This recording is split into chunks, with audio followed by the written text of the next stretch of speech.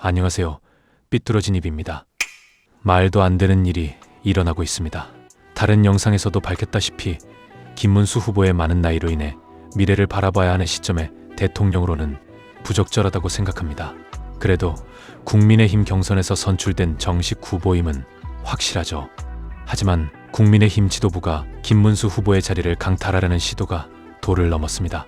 3차까지 진행된 경선 과정에서 단계별로 1억 원씩 총 3억 원을 기탁금으로 납부했습니다. 분명 8명의 후보들과 경쟁하여 최종 국민의힘 후보가 됐는데 국민의힘 지도부가 갑자기 등판한 무소속 한덕수 후보와 단일화를 요청했습니다.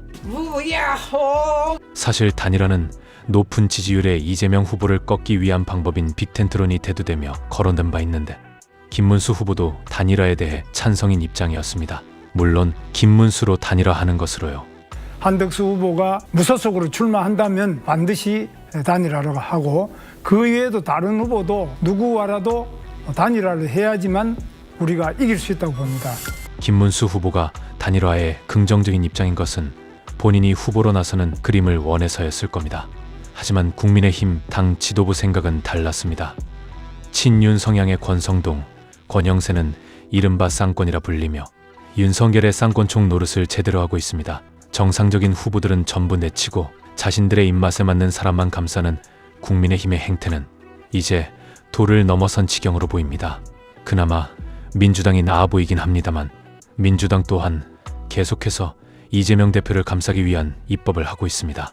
180석 이상의 의석을 몰아준 데에는 국민을 위한 입법을 하라는 의미지만 어느새 정권 창출을 위한 수단으로 사용되는 듯합니다.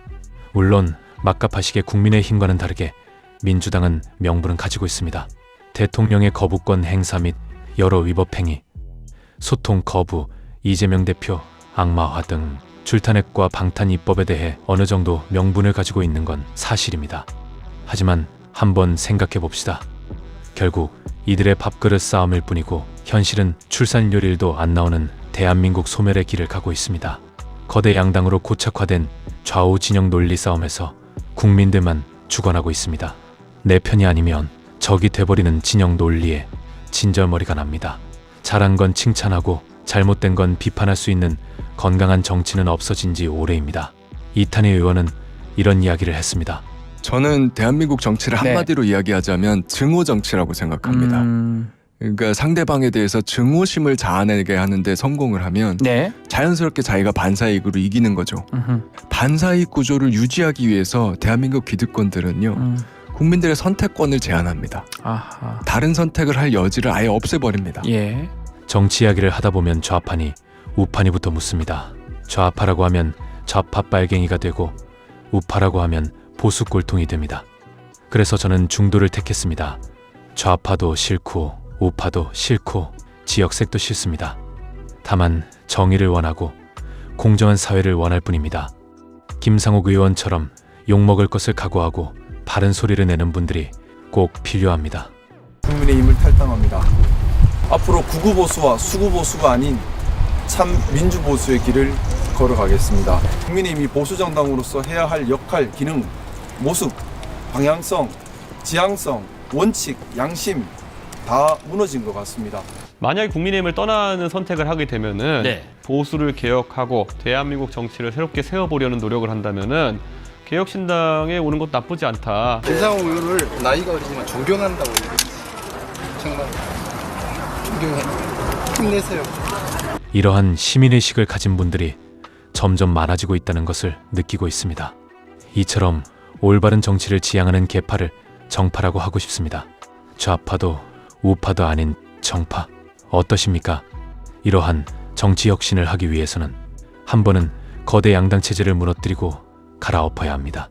이러한 시기에 맞물려 이번 대선에 출마한 이준석 후보가 구태정치 타파의 제격이라는 생각이 듭니다. 젊고 똑똑하고 할 말은 하는 싸가지 없는 이준석, 배신자라 욕을 먹어도 내부에 총질할 줄 아는 이준석. 나는 어떻게 행동했었어야지 이 부끄러움을 당하지 않을 것이었나 했을 때는 내가 지적할 수 있을 때는 항상 지적을 해야 되는 것이고 잘못한 것을 발견했을 때는 꼭 거기서 할 말을 할 수 있어야 된다라는. 부끄럽지 않기 위해 노력하는 이준석이 현재 대한민국을 올바른 방향으로 이끌 수 있는 유일한 방법이라고 생각됩니다. 더 이상 고쳐 쓰느라 시간을 허비하지 않겠습니다. 이준석의 좌도 우도 아닌 앞으로라는 슬로건도 비슷한 맥락으로 보이며 대한민국을 새롭게 개편하고자 하는 이준석 후보를 지지합니다.